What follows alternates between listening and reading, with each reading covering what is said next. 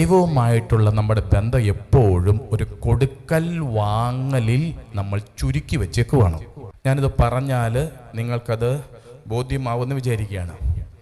ദൈവവുമായിട്ടുള്ള നമ്മുടെ ബന്ധം എപ്പോഴും ഒരു കൊടുക്കൽ വാങ്ങൽ ബിസിനസ് ബന്ധത്തിൽ നിങ്ങൾ ലിമിറ്റ് ചെയ്ത് വെച്ചിരിക്കുന്നു. ഒരാൾ പറയാണ്, ഞാൻ ഇത്രയും പ്രാർത്ഥിച്ചു, എന്നിട്ട് ദൈവം എനിക്കൊന്നും തന്നില്ല, അതുകൊണ്ട് ഈ പണി ഞാൻ നിർത്തി, ദൈവമായിട്ട് എനിക്ക് ബന്ധമില്ല, ഞാൻ പള്ളിയിൽ പോകല് പ്രാർത്ഥിക്കുകയില്ല. ഞാൻ ഇത്രയും കണ്ണീരോടെ പ്രാർത്ഥിച്ചു, ദൈവം എൻ്റെ സഹനം മാറ്റി തന്നില്ല, എൻ്റെ തകർച്ച മാറ്റി തന്നില്ല, അതുകൊണ്ട് ഞാൻ ഇനി ഒന്നുമില്ല. ദൈവം സ്നേഹമല്ല, അല്ല ഞാൻ ദൈവ സ്നേഹം ഇല്ല, അല്ല ഞാൻ ദൈവത്തെ സ്നേഹിക്കുന്നില്ല, ദൈവം എന്നെ സ്നേഹിക്കുന്നില്ല. നമ്മളെല്ലാവരും ഒന്ന് സത്യസന്ധമായി ആലോചിച്ച് നോക്കിയേ, ദൈവം നമ്മൾ ബന്ധം ഏതടിസ്ഥാനത്തിലാണ്? ഒരു കൊടുക്കൽ വാങ്ങൽ ബന്ധത്തിലാണ്. ഈ ചോദ്യം മുഴുവനും ഭൗതികമായ കാര്യമാണ്. ഞാനത് കുറ്റപ്പെടുത്തി പറയുന്നല്ല. നല്ല വീട് വെച്ച് തരണം, കാറ് കിട്ടണം, രോഗം മാറിത്തരണം, പരീക്ഷയിൽ ജയിക്കണം, നല്ല ജോലി കിട്ടണം, അതുപോലെ തന്നെ സാമ്പത്തിക പ്രതിസന്ധികൾ മാറണം, ലോൺ അടച്ച് തീർക്കണം, വരുമാനം ക്രമീകരിച്ചു തരണം, ഭൂമി വിറ്റു തരണം. നിരവധിയായ ഭൗതികമായ ബന്ധത്തിൽ അടിസ്ഥാനപ്പെടുത്തിയിട്ടാണ് നിങ്ങൾ ദൈവവുമായിട്ടുള്ള ബന്ധത്തെ അളക്കുന്നത്. പ്രിയപ്പെട്ടവരെ, നമ്മുടെ വിശ്വാസം, ദൈവവുമായിട്ട് നമ്മുടെ ബന്ധം, ഇത് ഉലയുന്ന ഒരു തലം സഹനമാണ്.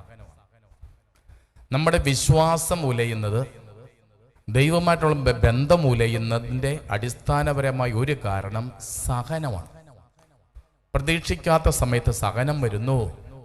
സഹനം പല വിധത്തിൽ, മരണമായിട്ട്, രോഗമായിട്ട്, പരാജയമായിട്ട്, സാമ്പത്തിക ഞെരുക്കമായിട്ട്, പ്രതീക്ഷിക്കാത്ത പല കാര്യങ്ങളായിട്ട് സഹനം വരുന്നു. നമുക്കത് മനസ്സിലാക്കാൻ പറ്റുന്നില്ല. എന്തുകൊണ്ടാണ് ഇങ്ങനെ സഹനം വരുന്നത്? എന്തുകൊണ്ടാണ് ഈ തകർച്ച വരുന്നത്? നമ്മൾ നെട്ടോട്ടം നമ്മൾ ഓടുകയാണ്. എങ്ങനെയാണ് സഹനം വരുന്നത്? ഞാൻ പെട്ടെന്ന് അതൊന്ന് കടന്നു പോവുകയാണ്. ഒരു വ്യക്തിക്ക്, ഒരു കുടുംബത്തിന്, ഒരു സമൂഹത്തിന് സഹനങ്ങൾ വരുന്ന വഴി 4. ഞാനിത് പല പ്രാവശ്യം ഇവിടെ തന്നെ ആവർത്തിച്ച് പറഞ്ഞിട്ടുണ്ട്. പക്ഷേ വീണ്ടും പറയേണ്ടി വരുന്നത് എന്തുകൊണ്ടാണെന്ന് ചോദിച്ചാൽ, വീടിൻ്റെ ഇരുത്ത് ശരിയല്ല, ജനല് ശരിയല്ല, ദർശനം ശരിയല്ല, അതുപോലെ തന്നെ എന്താ പറയുക, ഇങ്ങോട്ട് ഇത്ര എക്സ്റ്റൻഷൻ എടുക്കണം, തൊഴുത്ത് മറുവശത്താക്കണം, കിണർ മൂടണം, ഇവിടെ കുഴൽക്കിണർ അടിക്കാൻ പാടില്ല, കന്നിമൂലയിൽ ഇന്ന വിഷയമുണ്ട്, ആ ബന്ധനം വരുത്തിയിട്ടുണ്ട്, ഈ സംഭവം ചെയ്തിട്ടുണ്ട്, നിങ്ങൾക്കെതിരെ ഏതാണ്ട് ചെയ്തിട്ടുണ്ട്, അതുകൊണ്ട് നിങ്ങളുടെ തകർച്ചയ്ക്കും സഹനത്തിനും കാരണം ഇതാണ് എന്ന് വിശ്വസിച്ചിരിക്കുന്ന ഒരു 50% വിശ്വാസികളെങ്കിലും ഞാൻ കണ്ടു ബോധ്യപ്പെടുന്ന ഈ നാളുകളിൽ. അതുകൊണ്ട് വീണ്ടും ഇത് പഠിപ്പിക്കാതിരിക്കാൻ പറ്റിയല്ല. ഒരു വ്യക്തിക്ക്, ഒരു കുടുംബത്തിന്, ഒരു സമൂഹത്തിന് സഹനങ്ങൾ വരുന്നത് 4 വിധത്തിലേ വരികയുള്ളൂ. അച്ഛൻ്റെ പഠനമല്ല, കത്തോലിക്ക സഭയുടെ പ്രബോധനമാണ്.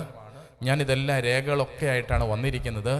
ഇനി എന്തെങ്കിലും ഒരു സംശയം വന്നാൽ, ഇനി അച്ഛൻ പറഞ്ഞതല്ല, പ്രബോധനമാണ്, സഭയുടെ പഠനമാണെന്ന് പഠിപ്പിക്കാനായിട്ടാണ് ഈ രേഖകളെല്ലാം ആയി വന്നിരിക്കുന്നത്. അതിൽ ഒന്നാമത്തെ സഹനത്തിൻ്റെ വഴി, സഹനം ഏതുവാകട്ടെ, മരണമാകാം, തകർച്ചയാകാം, സാമ്പത്തിക ഞെരുക്കമാകാം, കുടുംബ വഴക്കാവാം, പരാജയമാവാം, രോഗമാകാം, വിദേശത്തേക്ക് പോകാൻ പറ്റാത്ത അവസ്ഥയാവാം, ഡോക്യുമെന്റേഷൻ ഒന്നും വരാത്ത അവസ്ഥയാകാം, എന്തുവാകട്ടെ. ഒന്നാമത്തെ വഴി ശ്രദ്ധിച്ചു കേട്ടോ.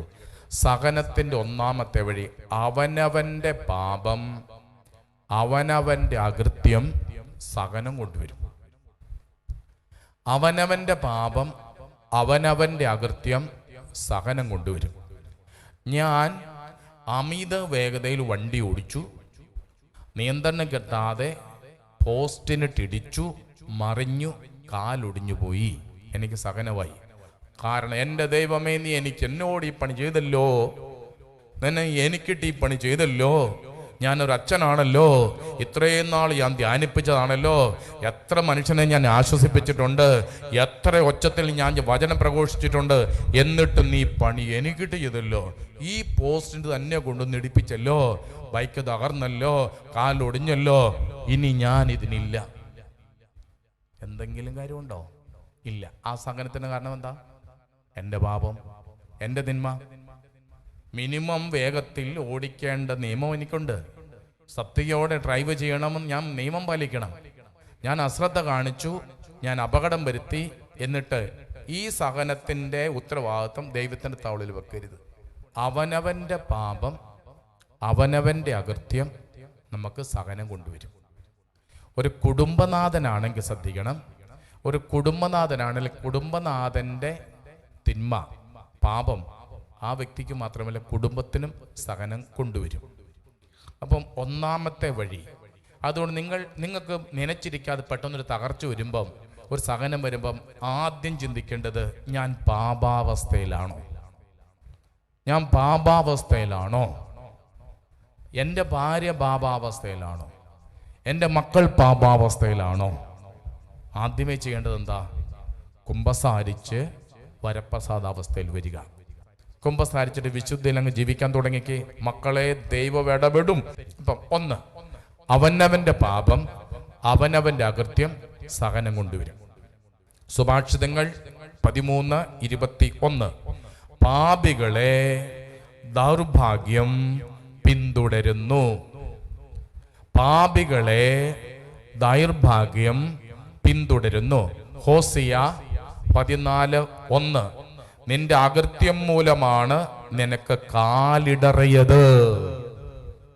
നിന്റെ അകൃത്യം മൂലമാണ് നിനക്ക് കാല ഇടറിയത്. ബാറൂക്ക് 2:5, ഞങ്ങളുടെ ദൈവമായ കർത്താവിന്റെ സ്വരം ശ്രവിക്കാതെ ഞങ്ങൾ അവിടുത്തേക്കെതിരായി പാപം ചെയ്തതിനാൽ ഉന്നതി പ്രാപിക്കാതെ നിലം പറ്റി. അവിടുത്തേക്കെതിരെ തെറ്റ് ചെയ്തു പോയത് കൊണ്ട് എന്ത് പ്രാപിച്ചില്ല?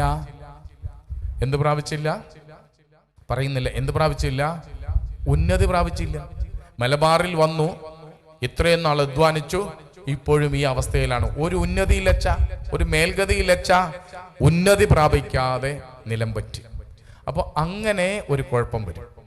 അവനവന്റെ പാപം, അവനവന്റെ അകൃത്യം സഹനം കൊണ്ടുവരും.